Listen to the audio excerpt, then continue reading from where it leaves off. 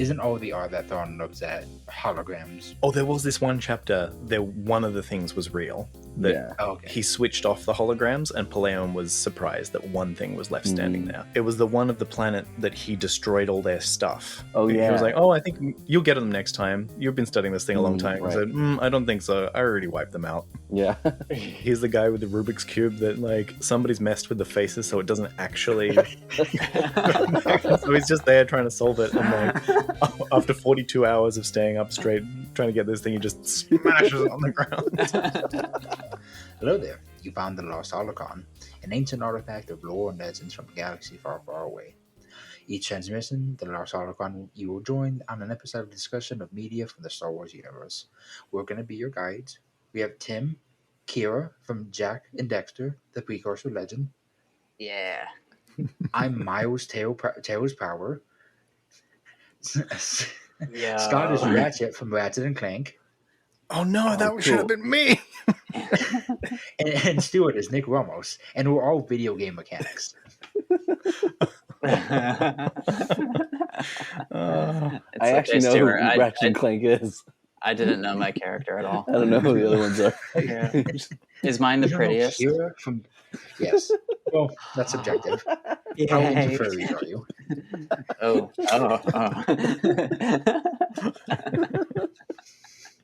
Who's asking?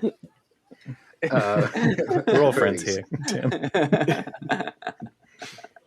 We'll be covering material up to and including Chapter 18 of Dark Force Rising. Tim, tell us about your furry. Let me drink some water first, jeez. Tell us about your background. You're getting me all thirsty. Tim's like, how much time you got? Yeah. Real quick, I'll go through it. So Kira from Jack and Dexter is a mechanic. All the characters are mechanics in video games. So we got Ratchet from Ratchet and Clank. Kira, she was in Jack 2 and Jack 3. Nick Ramos is from Dead Rising 3. And I was Miles Power. Yeah, good old Miles. Who is now a mechanic, just because I guess he flies a plane. And so they had to do something with him. Well, before it was only that he flew a plane. Now he is like, well, it's because he's a mechanic. Yeah, absolutely. I get it. That's fair. Yeah. Nick Ramos. Oh, okay, no, I can see the similarity here. Just random. It had nothing to do with your characters. Your personalities. As long as I'm the prettiest, I'm happy. Again. In Destiny 2, it was the late Amanda Holiday. Oh, okay. All right, well. Just in case anybody cares. The story of Dark Force Rising so far. During the war, debris from a space battle over Honoghr fell to the planet's surface, causing runaway ecological disasters, leaving the planet barren. Darth Vader came to the Noghri people offering aid, gaining their trust and servitude. During the height of the Galactic Civil War, he passed off their service to Grand Admiral Thrawn, who now uses them to hunt for Leia Organa Solo. Now in the war's twilight, tensions between the Empire and New Republic grow as warships become in short supply. Several factions have claimed to rediscover a long-lost fleet of slave-circuited dreadnaughts. Admiral Akbar is arrested, accused of treason for suspicious financial activity. Han Solo traveled with Luke Skywalker and Lando Calrissian to Nukov to follow Akbar's major political rivals, the Bothans. While Han stalks a Bothan aide to another rebel faction, Luke is called upon as a Jedi to deliberate on a dispute at a Tapcaf. Luke resolves the situation by involving bystander and ship thief Niles Ferrier to facilitate an unofficial currency exchange. An Imperial raid forces them to evacuate, separating Han and Lando from Luke. Ferrier is captured and charged with finding the dreadnaughts that assisted Han and Lando's escape, Thrawn believing them to be of the Katana Fleet. This order is later updated to pursue Han and Lando directly. Han and Lando are taken by their saviors to the Peregrine's Nest, base of operations for a Corellian faction led by ex-Imperial, ex-Rebel Garm Bel Iblis. In exchange for asking for the New Republic to extend a personal invitation to their commander, Sena divulges the contact that supplied their group with their 6 Katana dreadnaughts. Han and Lando are following that lead to Pantolomin. A month earlier on Kashyyyk, Leia's pedigree was discovered by Kabarak when his commando squad attempted to capture her. She offered to negotiate alone with his people if he agreed to take her to his homeworld. Leia leaves the Millennium Falcon in orbit around Endor to receive passage to Honoghr. While Leia remains hidden, Kabarak's return is met with extreme suspicion given his month-long absence. Wookiee hair is then found all through his ship, so he is placed under arrest under suspicion of divulging Imperial secrets. With the discovery of the Falcon over Endor, Thrawn leaves Honoghr to investigate. Scott, what happened in this chapter? All right, chapter 18. Imperial decontamination droids dot the Honoghr Clom grasslands, a constant reminder of the Noghri's indenture to the Empire. Looking over the grasslands, Chewbacca gives his estimate that it has been 8 years since the ecologically disastrous starship crash. It has been 8 years since the ecologically disastrous starship crash, the height of the Galactic Civil War. The recovery of Honoghur's arable land seems to always stay outpaced by Noghri population recovery. With the Grand Admiral's sudden vacation from Honoghr, Leia and Chewbacca plan to abscond the planet. The complication remains that, with Kabarak held for public humiliation, a blade hangs over the heads of Clan Kimbar and the Noghri people. Leia is scarred by guilt for the destruction of Alderaan and declares that she shall not let her actions come to harm the Noghri people. The matriarch's growing coldness of the past few days towards Leia thaws, and she agrees to accompany Leia in her escape to assist in liberating Kabarak. Leia knows that should they fail, she alone would be captured alive, presented to the Grand Admiral upon his return, and her twins taken from her. During their return to Nukov, Han and Lando make contact with Winter. While the situation on Coruscant remains deadlocked, she passes on an encrypted message signed as Luke that requests a meeting planetside on Nukov at the, quote, money-changing center, unquote. The message, however, was left by the money changer, now as Ferrier. They barely disembark before they enter into a tense negotiation with the ship thief. Ferrier offers to pool resources and intel to find the Dark Force, and he accidentally let slip the name of the Imperial Grand Admiral. Lando believes Ferrier to be suspect and cuts the meeting. As they leave, Lando is proven right, finding a tracking device secured to their hull, and they plan to ditch it in an intermediate system on their way to Pantolomin. On the ground, Ferrier confirms with his Wraith companion that a second beacon was placed somewhere it would not be found. Ugh, I'm getting, my eyes are getting blurry. Sorry, there's a lot that's running through these chapters now. We've got quite a lot of plot threads that is coming through this one. This plot is quite thick. Yeah. But I think it makes it interesting. It keeps you on your toes, and I like that. It's more engaging. Yeah, there's a lot playing here. Kyle is muted. Ooh. I was gonna say, I just think it's also hilarious that we as we get deeper into the book, the recap of the story just keeps getting longer and longer. Yeah.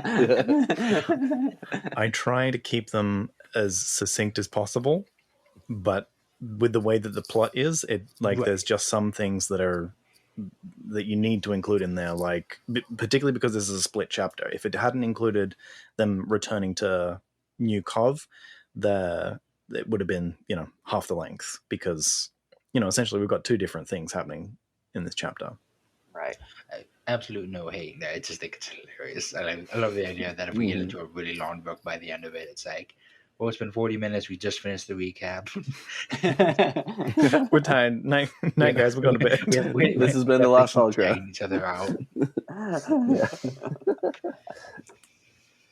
Yeah, I mean, we run into the same thing with the last book, and which is why I tried to be different with this book. Of like, I'm not trying to recap the whole book, just the plot threads that are necessary to contextualize what goes on in this chapter. Yeah, right. It's like previously on, right. Yeah, right. I love that in shows where it's like previously on, and it brings up like a random character that you haven't seen for 4 seasons. It's like, oh yeah, I wonder what's gonna happen in this one then. Yeah. So you guys want to talk about Leia's portion or Han's portion first? I feel like starting with Leia's. Yeah. She's stuck. She's very, very stuck. A real scary situation. This is not looking good at all. No, and she kind of knows it though. Although maybe her priorities are off. Yeah. I feel like these people do need help, but like other things need to be taken care of first. Yeah. This is why you don't have an eat, pray, love phase. What does that mean? Just like going off to Europe and having some kind of like life-changing experience in a different culture or whatever, yada yada.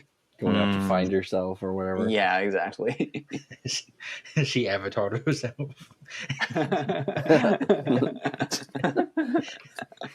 She white feigned herself. Whatever reference you want to use. White savior, yeah. Oh, I said white feign, not white savior. Oh, I mean, there's some of that going on too. Yeah. And I'm actually glad at how that's turning out, honestly, because Really? there's a lot of resistance to it.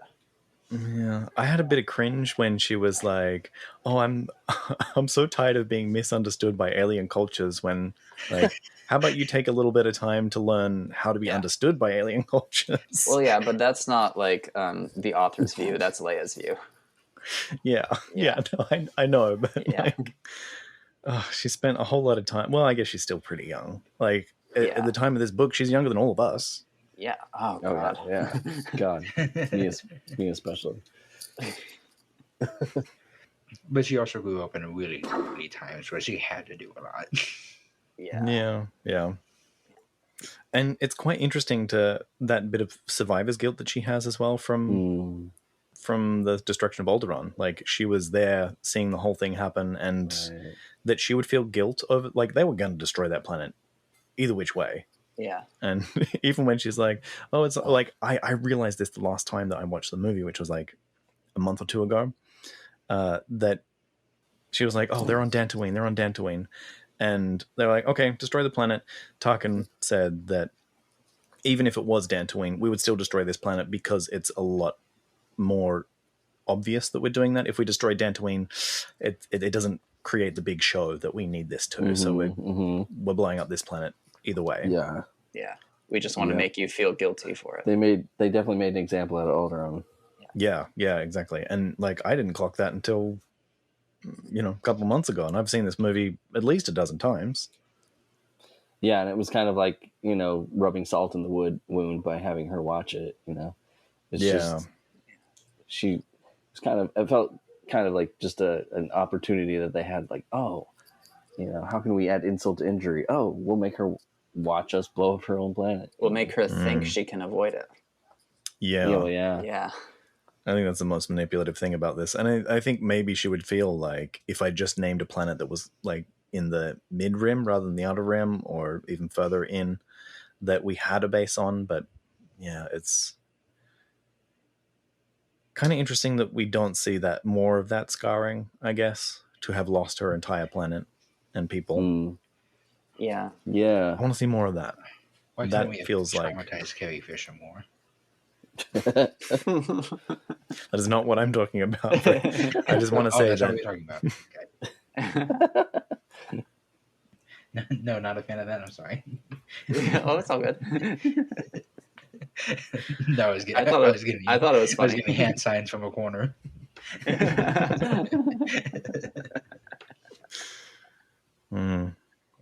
But yeah, I feel like that should be a more prominent part of Leia's character. And that she's brushed that off for so long is a little bit unusual to reflect on. Yeah. Well, I mean, it's pretty smart of Timothy Zahn to put her in a situation where she's seeing another culture that essentially got their planet destroyed. Like they're still surviving, but they've still experienced a similar mass destruction. From the same war, and they weren't even involved. Yeah. And in her previous chapter, she was also there during an orbital bombardment too. Oh, so poor Leia. That's got to be pretty fresh. True. Yeah. Right. And then she destroyed some of their cultural paintings and carvings on the wall. She's like, guys, it can be so much worse. Trust me. Well, she is a Skywalker, and we know how Luke treats all that. Yeah, runs in the family. Do you think Thrawn did everything he could to keep Vader away from his office?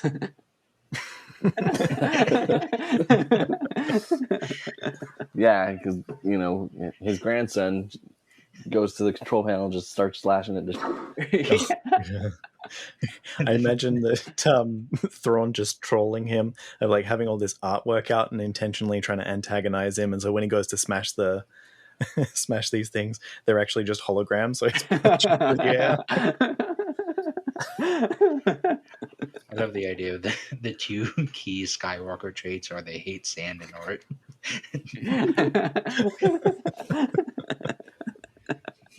They fucking hate sand sculptures.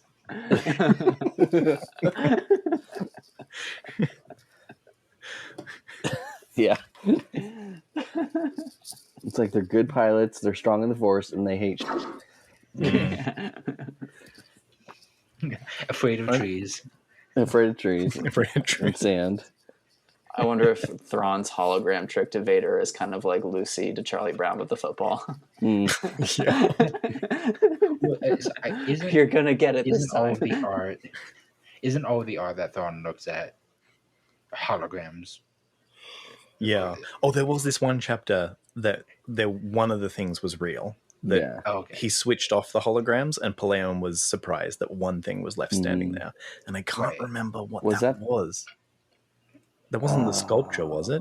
It was in the last book, right? Yeah, it was the one of the planet that he destroyed all their stuff. Oh, yeah. Right? He completely annihilated the culture, and he was like... Yeah. He was like, oh, I think you'll get them next time. You've been studying this thing a long time. Right. He said, I don't think so. I already wiped them out. Yeah. Oh, man, the one he couldn't solve. Yeah. Yeah. Oh, I like that. Yeah. I want that to come back. Yes. The one that he couldn't solve. Mm-hmm. Couldn't solve it, so he I destroyed imagine he gets furious if he can't figure something out. Oh, yeah. Well, he destroyed the whole culture. Did we talk about this last time, that he's the guy with the Rubik's Cube that like somebody's messed with the faces so it doesn't actually so he's just there trying to solve it, and like after 42 hours of staying up straight trying to get this thing, he just smashes it on the ground. I when I was in high school, I had a Rubik's Cube that had it was like pictures on it instead of just solid colors. So you couldn't solve it by the normal way that you solve a Rubik's Cube, because the pieces can get rotated in the puzzle. And he hated it. He was so mad that he couldn't figure this Rubik's Cube out, because he could get everything in the right spot, but sometimes the piece would be rotated and he just could not get it.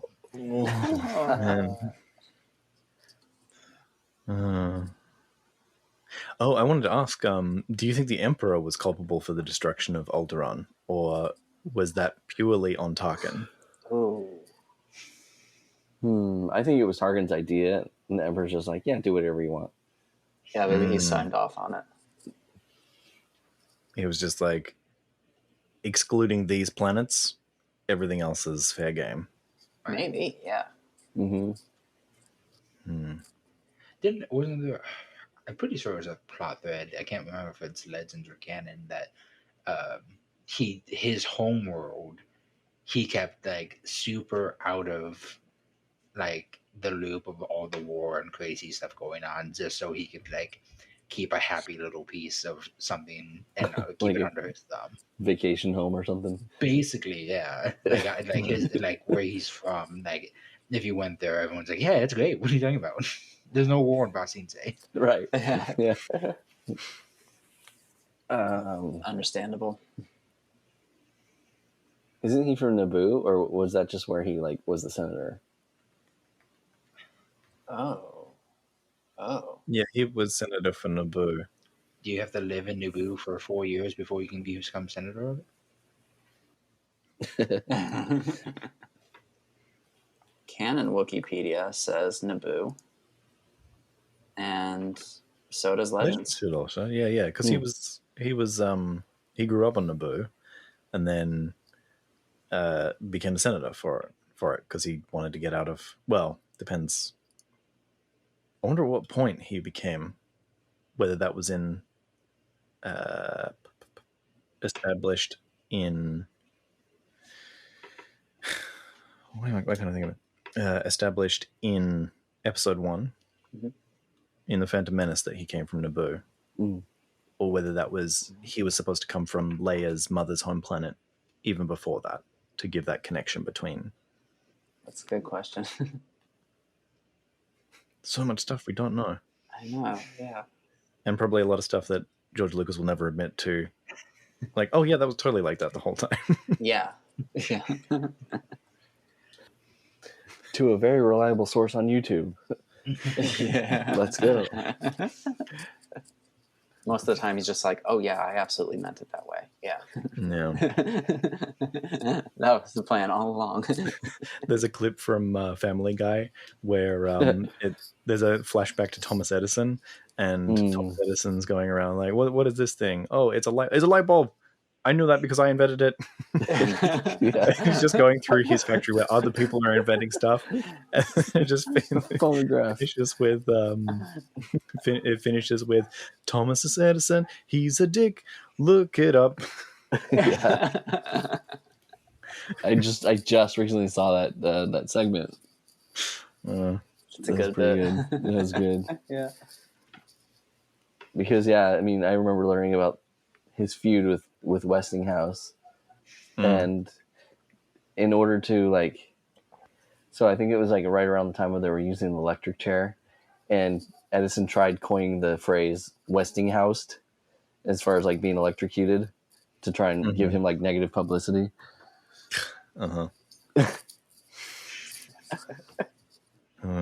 So, how are they going to get out of this? I feel like you got two choices, right? Because she cannot sneak in there to save her life. They will smell her. They will just sneak up on her. So they either have to assassinate Kabarak from afar and just get out of there, or she just walks into the town and just says, "Smell me." I am your leader. I feel like that is the diplomatic, they're gonna rile up the troops and get everyone to come onto their side so that they can rise up against. And in the final battle skirmish that we all theorized about, the Noghri are gonna come in on the sunrise, whatever direction the sun is in space, and that's where they're gonna come from. And then yeah, you know what? That's my theory. Here, what's gonna happen is that they're gonna be like, guys, you don't have to be under the rule of the Empire anymore, and they're like, you're ridiculous. Leave our planet, and then they're gonna leave, and then when all hope is lost, that's when the Noghri are gonna show up. They're going to be the army of the undead from Return of the King. Yeah. Yeah. Mm-hmm. Or I just realized Helm's Deep as well. Look to sunrise on dawn of the fifth day. Gandalf.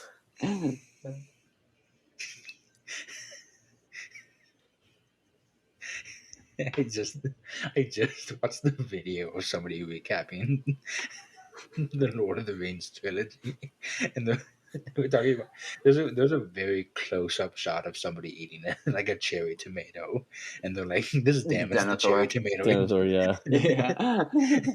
This damages the cherry tomato industry. They lost profits directly because of this movie. What?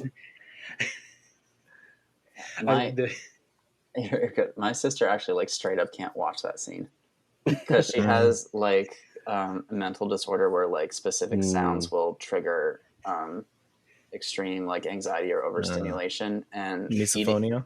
Misophonia, and eating is that thing for her. Doing sounds, yeah.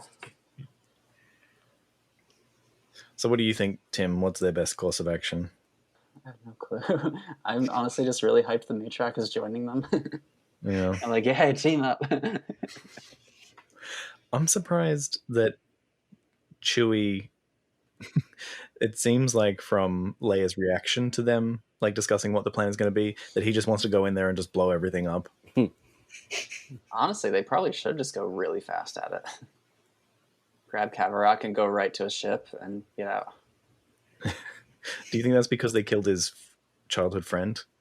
Salperin, and he just wants to go in there, blow some shit up, and get some revenge. Oh yeah, he's held our grudge this whole time, just waiting for his opportunity to he's strike. just seething with rage, learning their moves from them so he can know how to use them against them, or like know how to counter them.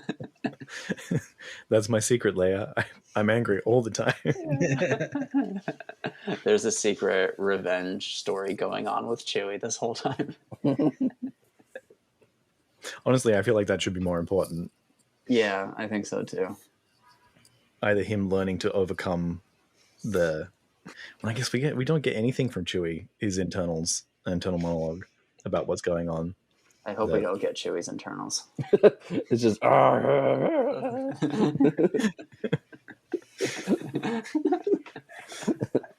What do you think that is? I mean, this is a book. We honestly can have whatever we want. Why do you think we just don't have anything from Chewbacca's perspective? You think Timothy Zahn just didn't have like any clue on what that would look like? Has anybody there has to be a point of view from a Wookiee at some point in one of these novels? My theory is that with the number of references that we've had to the original trilogy, that Zahn wants this to read as much like the original trilogy as possible. So going into Chewie's perspective would break the aesthetic connection between the original trilogy, and that's what I think he's trying to preserve in the storytelling. That's a great point. It would be fun to get R2's POV.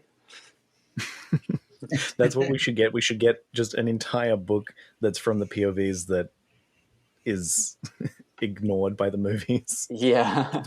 You mean like that really bad No, book I that do everyone not mean hated? like that fucking book.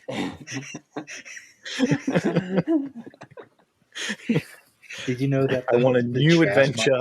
The trash monster was a priestess that christened God.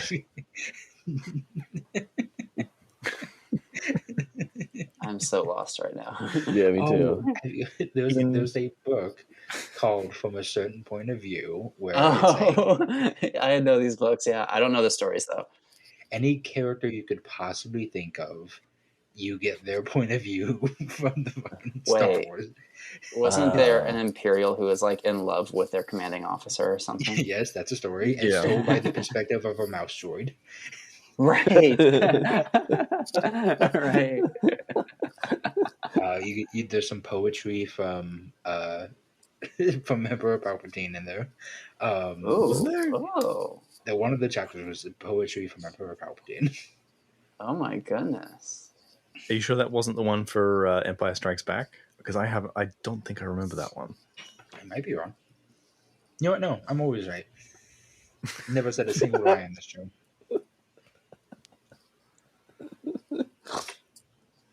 Never got confused about what chapter we're on or what happened in which book. Yeah. Speaking of A New Hope, we get a reference to the height of the war being 8 years ago, right? Mm-hmm. That's when supposedly this ecological disaster happened, and they were like, "Oh man, we were doing so much fighting at the time." That this kind of confirms with a few chapters ago, the Bel Iblis thing, him separating from the rebels at that time, he was probably part of the rebels in A New Hope, or at least that was when there was negotiations between different cells. And so A New Hope this seems to be telling me that we were seeing the beginning of the rebel factions coming together, and then the destruction of the first Death Star is what united those cells before, things really kicked off into an actual full-out war, not just guerrilla strikes. I guess it was always guerrilla strikes because the power differential, but that's what I'm getting from this. Yeah, I like that. And then politics just led to the different factions coming out again. Yeah, exactly. Yeah. And then by the time we're at Return of the Jedi, Mon Mothma has a good chunk, if not most of them, together. But then there's guys like Bel Iblis who are just like not willing to cooperate. Yeah, They've gone away. They've they're fighting their own war with probably other Imperial fronts. Yeah. Somewhere else.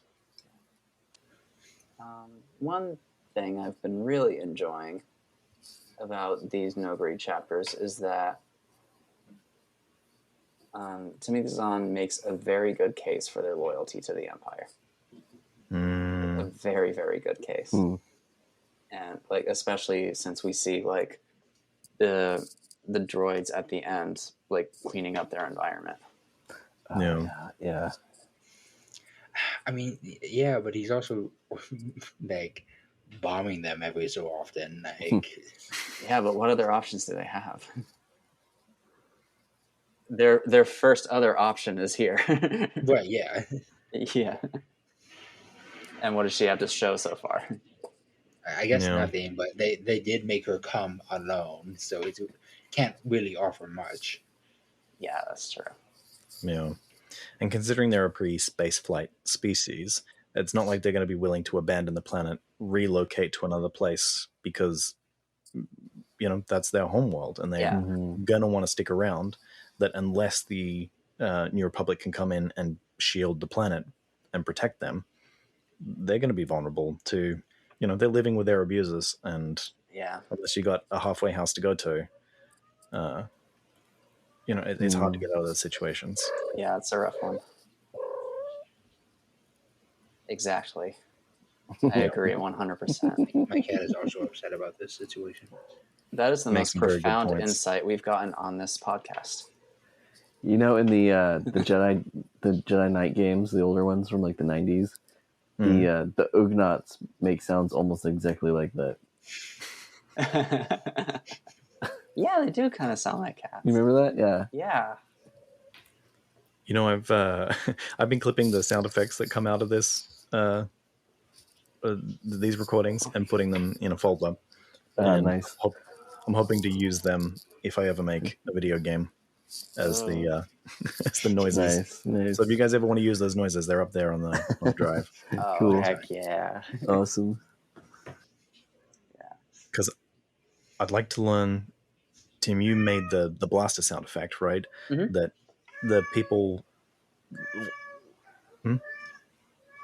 Yeah. Uh-huh. What should I do? The people that construct sound effects for like the bantha noises and the rancor cries and all that kind of stuff, that like it's mixing a bunch of sounds, right? But it doesn't sound like it's several sounds layered over the top of each other. So I wonder. Well, there's also manipulation that happens. Yeah. Yeah. I believe on the blaster effect, I added like a bit of distortion to make it more intense. And I might have shifted the pitch a little bit too. I forget exactly what I did, but there's definitely a lot of gain boosting. In there.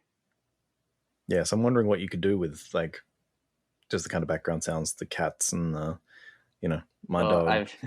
You know what Kylo Ren's lightsaber swings are? What? Cat purring. Oh, what? Uh-huh. There we go. We got another sound effect. Yeah. Isn't the TIE fighter like an elephant or something?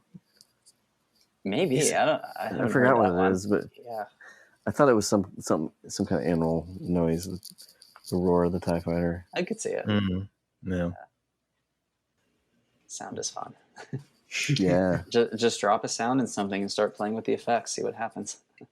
Yeah. I guess that's the way to do it. Yeah. I recently heard there's certain sounds that are made by you'll take a piano and you'll run the string through like a nut or a spring or just like wooden beads, so it has like an interesting reverb or like claniness to it. Sounds nice. Any other thoughts on the Honoghr section? I forget, how did they say the execution was going to happen? It's not actually like a Execution? guillotine. Was it like a public humiliation? Oh, Yeah. Okay. I thought it was an execution. I No, don't it's know. just there in the stocks. Yeah. Okay, it's social suicide. Okay. Yes. I think it has potential to get to an execution, but Yeah, no, it's I think not there yet. I think that Thrawn, when he takes him, is going to humiliate him with some sort of death as well. Yeah. Just a single orbital strike right where he's being held. Right. Get the laser pointer. It's like that guy in particular. Wait a minute, Kyle. In Resident Evil Village, doesn't Chris literally have a laser pointer for an orbital strike? I mean, maybe that hasn't This concept can work. Resident Evil has done it. Look, if Resident Evil can do it, it's fair game. Yeah. No, that's a pretty common weapon in a lot of video games. There's also something very similar to that in, I want to say, Gears of War 2, where it's just a laser that just makes an orbital strike come down. Ah, neat. What's it called? The something of dawn, the hammer of dawn, or something. Hammer of Dawn. Yeah, something like that. Yeah. Got my guess in the Resident Evil one, it's probably like the LX94432, because Umbrella's really good at making names for actual weapons. Yeah. For people who make like really cool code names for their bioweapons, like Neptune and the Hunter, if it's an actual weapon, it's like just throw some letters and numbers together. All right, on to Nukov. Yeah, Noghri. What do you guys think? How you guys feeling about this part? This is fun. Yeah. I thought this was very fun. Niles Ferrier gives me like Logan Wolverine vibes. Just that he's smoking a cigar. He's like beefy guy. Hey, Bob. Right. Yeah, I like every time he's on screen. He's fun to follow. Yeah. I don't know why, because I mean, obviously he doesn't. No, they don't know him that it's Niles, but it was my brain was like, he's clearly wearing a mustache and glasses to disguise himself.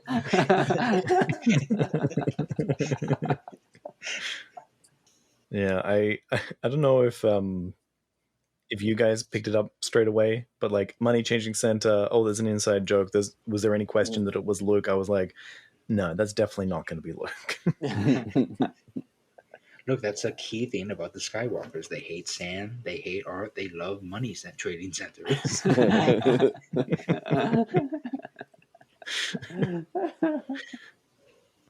I did not realize until now that they didn't know Thrawn's name.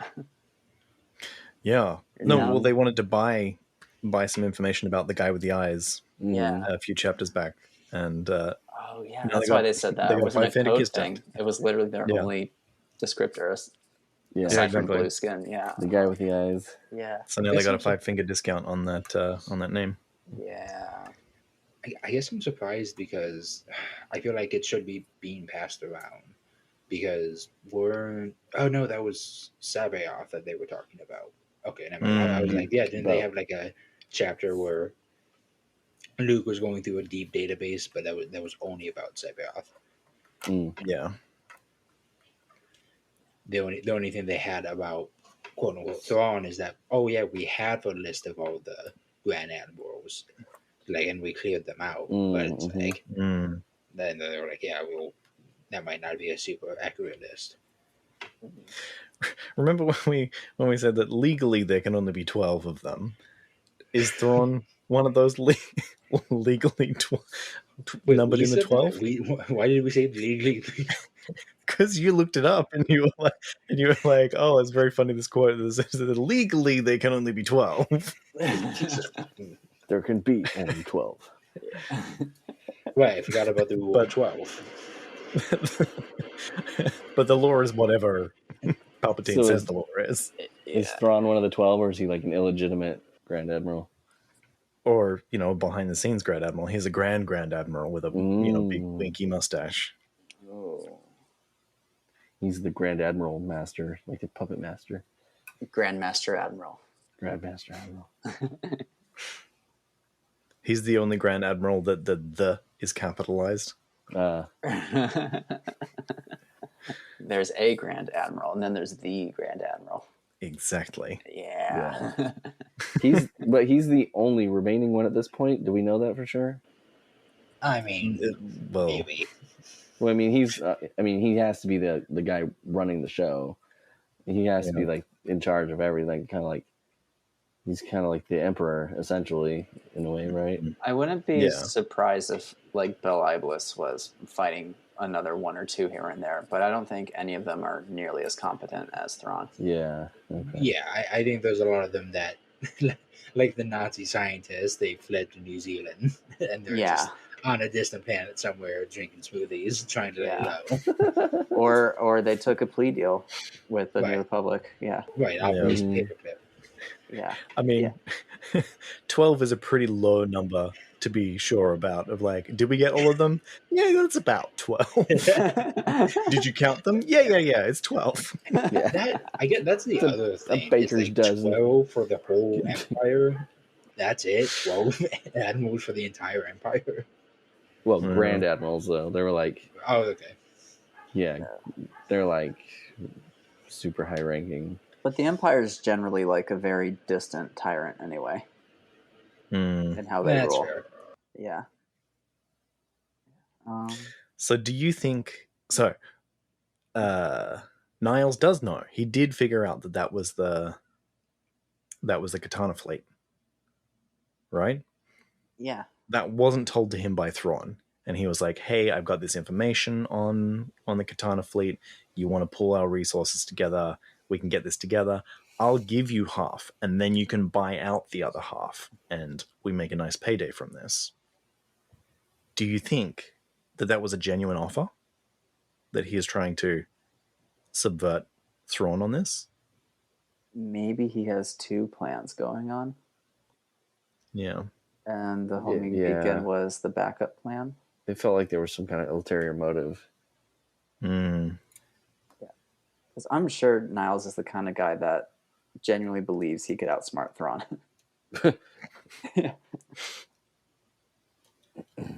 I don't know. That's not very Wolverine to me. Well, maybe he's not Wolverine. Wolverine is very smart and cunning. I don't get cunning vibes from Niles.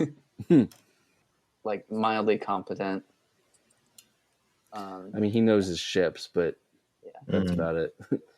Wait, is Wolverine supposed to be smart? I thought he was just, if you punch it hard enough, the problem will go away kind of guy. Well, he's the most street smart guy you can get. Not exactly book smart. No. Because he's just been in all the streets for a long time. Yeah, wasn't he born like during the Civil War or something? Or he was like a soldier in the Civil War or something? Yeah. Yeah. So he's obviously over been around years a lot old. longer than everybody, Mm-hmm. I think it's really cool that we replaced our daily Avatar talks with X-Men talks. Yeah. It's something that I can actually be a part of.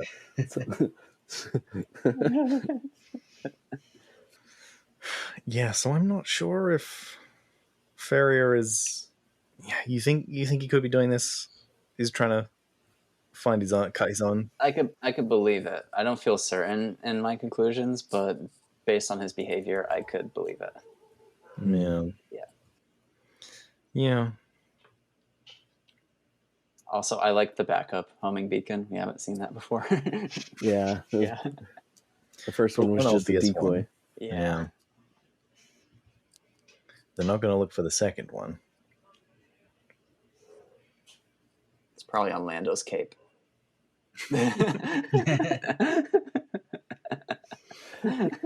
Well, it's somewhere they'll never find. So yeah. Why do you think Lando gave up that they had information about the Katana Fleet? Because I thought that was the case. I was confused the first time I read it, and then the second and third time I read the chapter, I was like, yeah, he doesn't know that they know anything about the. He knows that they have resources to be able to do it, and then he's going to tell them the guy to look for. But then all of a sudden, the conversation switches to like, "Oh no, we also have a lead. We're going to stick with that. Thanks." Mm. Mm.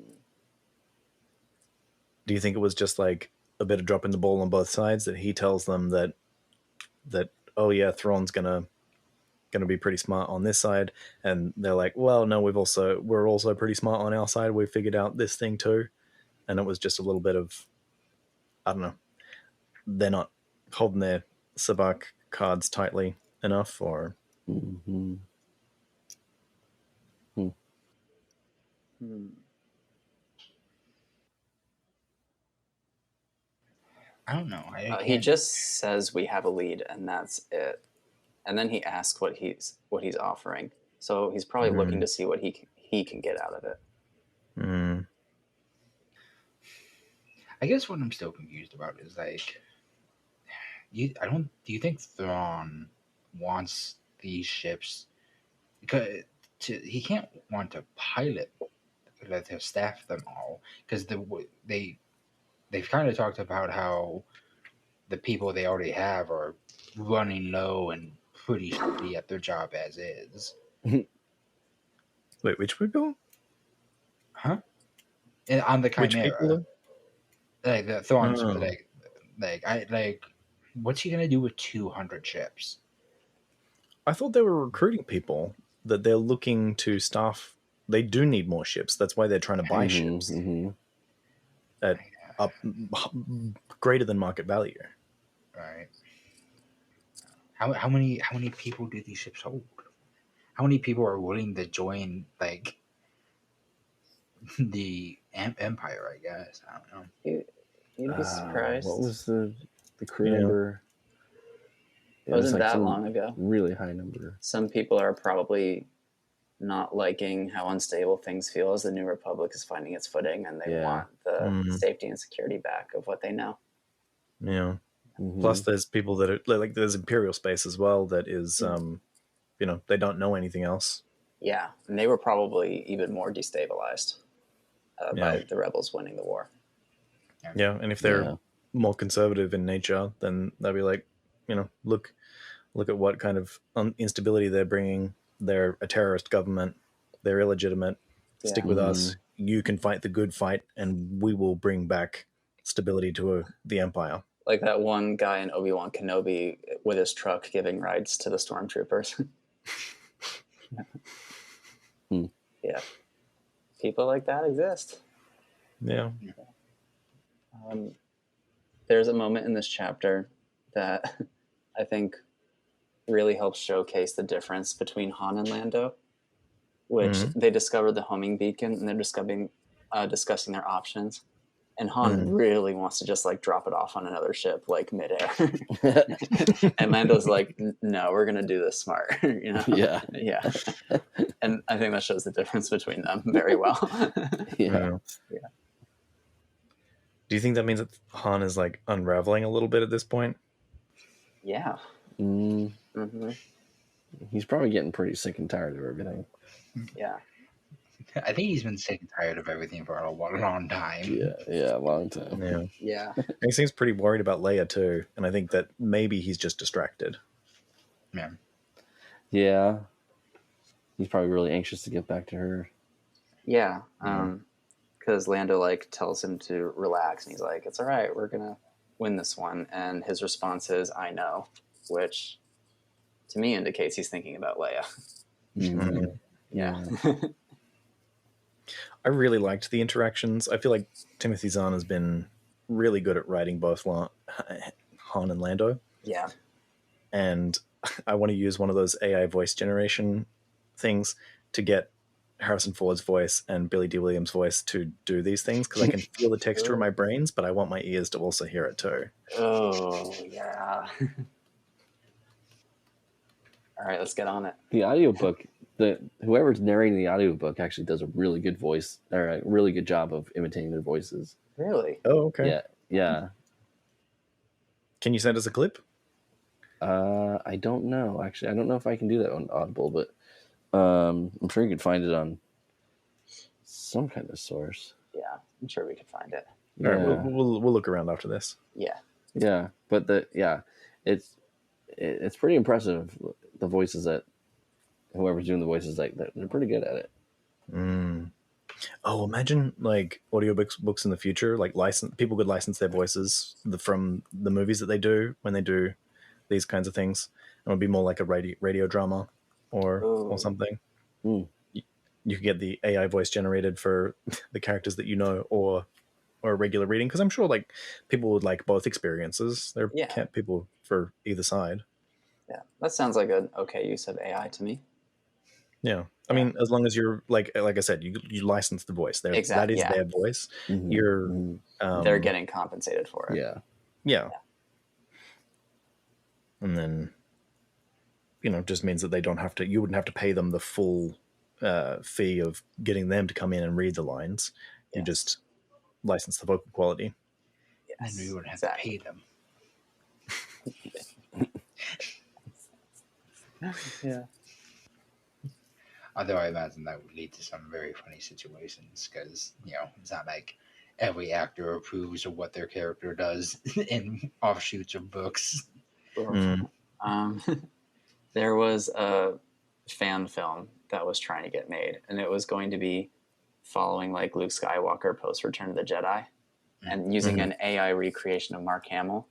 Right. Mm-hmm. It got shut down because you can't legally use an actor's appearance. Right, exactly. Yeah. Recast, just recast. Yeah. Have an introduction that says, "This is Luke Skywalker," and we'll be like, "Yeah, okay, cool." Yeah, please. I'm fine with that. Yeah. What I want is a good story, not necessarily Mark Hamill's face. Mm-hmm. Yeah, exactly. Right. I think that some people are just way too hung up on that kind of stuff, where it's like, I'm used to people and games and movies and shows being swapped out constantly. Well, you're a Resident Evil fan. You know 10 different faces for every character. That's fair. Makes it great for the cosplaying community. Yeah, it is. Yeah. Right. Yeah. Sometimes but no, you're right, Kyle. I think you're right, Kyle. People should be a bit more flexible in that area, particularly in the Star Wars fandom. Yeah. It's nice, and it can be a little nostalgic when, like, the original, voice actor shows up. I can get why having the same one around, but it doesn't have to be. You shouldn't be mad about it. It should just be a perk when it happens. Yeah. Mm-hmm. Yeah. I know. I think a lot of times with voice acting and roles and all stuff like that, it's like we get so hung up on fame of certain people, and then you just really hang on that to market or sell something, and it just is ridiculous. Like when they originally were advertising for Aladdin, they put Robin Williams front and center super hard, even though he didn't want that. And now because of that, we have to have Chris Pratt as the main role for every animated movie that comes out for the next 5 years. Oh yeah, celebrity voice castings are frustrating. Right. Yeah. When there's plenty of good voice actors who are out there, and just like there's so many better options, but pick up somebody new. Oh, yeah, that too. Yeah. Don't monopolize the market with the same old. Like, give people opportunities. Just tons of people that would want to do stuff like this. I know there's like reputation and trust that goes into these projects as well, particularly when you got a lot of money involved. That's very important. That's the biggest factor by far. Yeah. But I'm sure the film industry in and of itself is big enough for that We'll not be seeing the same dozen people. It's been getting pretty strange since COVID. We'll see if it sticks around. And that's the other. I mean, even in the indie scene, though, that people are making enough money in the indie scene that they should be reliable enough and professional enough to. But that's if Hollywood and whatever mainstream media that was legacy media. I want to say That's a good way to put it. If they want to stop looking down their nose at what else exists in the world. Yeah.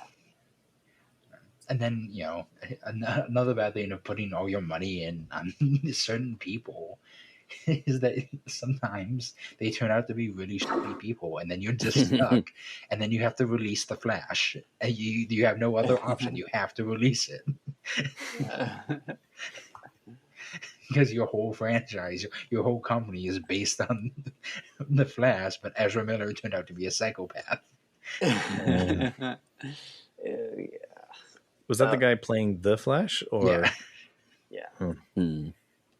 And they briefly were like, "Do we just photo edit someone's face over his?" Yeah. Oh, by the way, they use they them pronouns. Ezra Miller. Yeah. I don't care about his opinions. He's a horrible, shitty person. Hey, no, no, we still need to be respectful of that. Yeah. But also them. Right. See, we be respectful so it can hit harder when we slander them.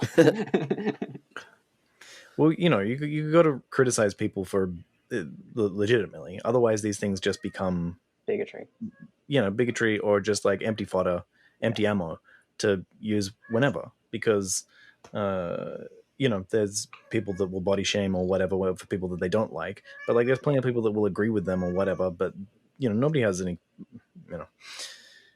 Depends how much control you want to say that exists in the universe, but like very few people can control like what is the shape of your, like let's just go with the shape of your nose, the how much hair your eyebrows grow. If you want to make fun of people for anything that these things, you're isolating people that just aren't a part of this, and calling people a bitch or whatever is just, or fascist is a big thing. Like if you can't tell me what's wrong with being a fascist, you shouldn't just throw that word around as slander, because then it just becomes an empty marker for like, I just don't like you. You're a bitch. You're, or whatever. But like, what is bad about that? Just exactly, yeah. And I feel like it's a way to like dismiss, particularly with the word bitch, women. Yeah. That unless you can legitimately point out, oh well, this person is manipulative or controlling, or they have a toxic handle in this situation, or whatever. Calling somebody a bitch is an empty placeholder for I don't like you. And or now like calling something woke, or exactly. Woke Star Wars. The MCU. It's meaningless stuff. Yeah, it's meaningless. It's empty criticism, and it's low effort. It is. And then when they explain why it's wrong, I'm always like, that sounds incredible. Give me more of that. Yeah. In those particular cases. That's right. Yeah. Anyway, Star Wars. Star Wars. Yeah. Because, how did you feel about the last section that was from Ferrier's point of view? I felt like it was a little bit superfluous. It was cool getting to see the Wraith, the interaction with the Wraith, and Ferrier's demeanor, I guess, there. And we get this one line at the very end about we're going to take out a smart mouth gambler, which I guess is information that we didn't know, that there was a grudge there, that he would like to kill either Lando or Han. I don't know which he's referring to. But I felt like that section wasn't particularly necessary. I thought it was a very believable result from what had been done with Ferrier so far. Because we already know he's looking for these ships, and Thrawn has threatened him to find them. And so, of course, he's going to be keeping an eye out. And then he sees them, and now, of course, he's going to try to make a play. That's the way I see it. And it probably doesn't feel necessary in the moment, but I think it's a believable character action. And it will probably be a big setup for something later. Yeah. If not, just the fact that it's a believable character action just makes the world feel a little bit richer, I think. Yeah. Like there's I guess people just in it. yeah, the overhead of having an additional point of view in a story. What do I mean by that? The overhead of that. That by introducing that this character has a point of view in your story, the possibility of coming back to them or the disappointment of not coming back to them later down the line, I feel like is at a cost to the narrative. And we could have got that there was a second tracking beacon when they are not thrown off the trail by one tracking beacon being thrown away. So we could like assume that, or they could have been aligned later. So we could learn that later. Oh, you're specifically referring to when it switches to his point of view. Yeah. Gotcha. Okay, that's completely different. Yeah, we've got some fun. Like I said, it's fun to see the interaction with the Wraith and more of Ferrier's character. But does that necessarily pay off as a like the editor should have said no to this section? Because maybe you're right that something comes off down the line, and I'm particularly thinking like the mechanics of the Wraith, how the Wraith is in an environment and what we can expect as an audience for the Wraith to be doing as actions that our heroes may or may not be seeing. Forget me not. Page. Yeah, exactly. There's going to be a forget off between the page. Who's going to disappear from public record most thoroughly. I liked when I reread this that when was it Lando or Han turns around, Han turned around and like all you could see was the dappled shadows of the whatever, and I was like, that's yeah, cool. Yeah, that's like enough of a hint. Yeah, you're right. We'll have to make note of this one and see if it leads anywhere, I think. Yeah. Didn't we look up the shadow thing, the Wraith? Isn't it like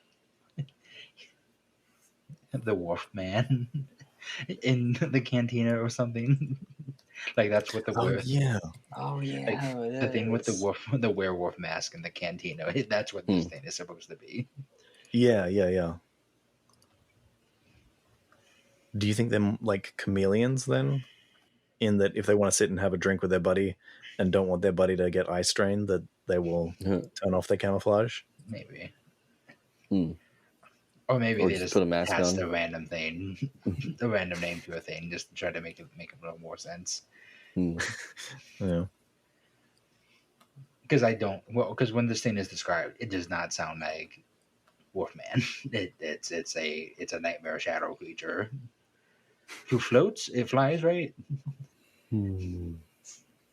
Hovers. What do I think it hovers? Maybe I'm just thinking of Psycho Mantis for some reason. If it's a Wolfman, I'm gonna assume it walks. Yeah. Right. As our Wolfman. But it would be so cool if it hovered. I think it's just because it is like a shadowy, amorphous figure. I just imagine it hovering and like disappearing through walls. Yeah. Well, I mean, it does the Wolfman walk like that. Yeah, no, maybe it gets on all fours sometimes. Right. Like maybe it has a lot of different ways of moving. Sometimes it has to bite its butt. Yeah. Yeah. I could imagine that if it was on all fours, crawling around, that might actually be stealthier than 2 feet plodding around, because you're constantly have to shift your weight between two points, right? Yeah. Whereas on all fours, you're moving one appendage at a time, and so your weight is spread out over 3 limbs or 6 limbs or however many limbs he's got.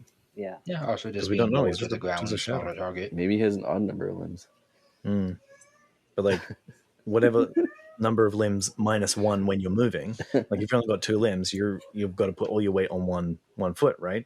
And so that's why your old houses creak when you are moving around, because you put all of your weight through the floorboards and they go rah, rah, rah, going through one space. Whereas if you got 4 limbs, you're putting your weight through 3 limbs, and so it's distributed more to leave less sound. That sounds like a great evolutionary advantage.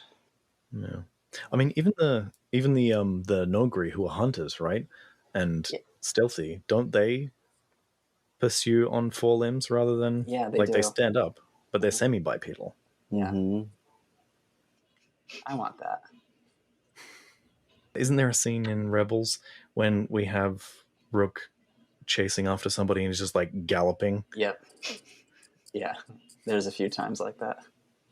Have you seen the world record for 100-meter dash on four limbs is getting faster and faster? Ooh. Oh, that's what I was going to say. I was going to say it kind of reminds you of those people who pretend to be horses in competitions. Yeah. I think they're called, like, prancers or something. But so, because when you're moving, and it's a reason why bicycles are so efficient, is that you're constantly putting energy into the motion of the bicycle. As you're running, the more contact you have with the ground, the more force you are using to go, and you're not slowing down because of you're pushing against speed, the air resistance. Whereas every time both of your legs come off the ground, you are slowing down because you're not putting any energy into forward motion. So animals with more limbs are faster than two limbs. So the humans that are trying to do the four-legged dash are probably going to be faster than Usain Bolt in the end if they can get a really good technique down, because they will be putting more energy into moving forwards than slowing down from the mechanics of running. I'll try and find this video and send it to you guys. I have a new sport I'm going to be keeping an eye on now. I try to be a really open-minded person. I'm not sure how I'm going to react if I start seeing people running around on all fours. That might be my first old man moment where it'll be like, kids these days. So I'm going to tell you not to look up animal motion. Was it animal motion? Beast motion? Animal flow. Exercise where it's people that are trying to move like animals in order to exercise. It got really popular with the Planet of the Apes movies, but there's like devices that have become popular because it allows you to move like a chimp would. They're like arm extensions that allow you to like move quicker in the fashion of an ape. Oh, cool. That does sound cool. What I've wanted is those like pogo stick boots. You know what I'm talking about? I mean, I don't. The first thing that came to my mind was moon shoes.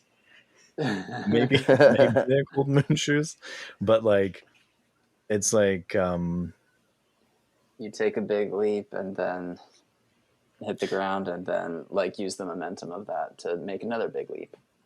Yeah, I think so. But like very long stride running, basically. Like the shoes from Portal 2? Yes, like the shoes from Portal 2. I was going to say Samus, Zero Suit Samus, but no, it is Portal. But there are actually shoes like that you can get that are like pogo sticks that you can run on and stuff. Kind of I want that. The sprinting blades that handicap runners use. Yes.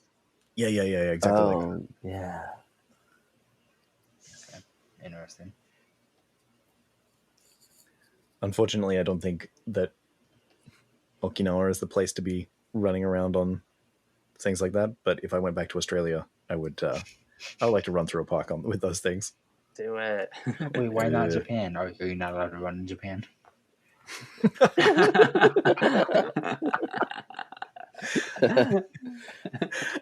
No, just that it's very urbanized. Oh, okay. I don't care about the judgment of Japanese people. I have a huge red beard.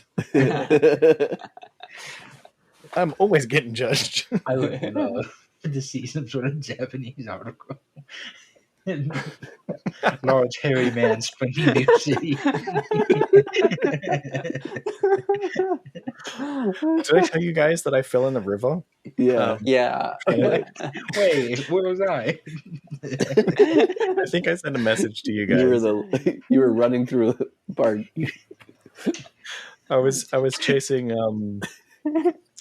some money that I dropped, and it fell in the river, and so I climbed down the riverbank, and I fell in, and I couldn't get back out because I was in my karate kimono, and it was just waterlogged, and so it was too heavy for me to drag myself out on the the sheer bank, and the thing I could imagine was the next day's paper saying that huge gaijin falls into a river. I would have loved if it happened later in the evening, and like a couple of days later, you see an article that's like, creature submerged itself in lake, does not come back up. Authorities on the search.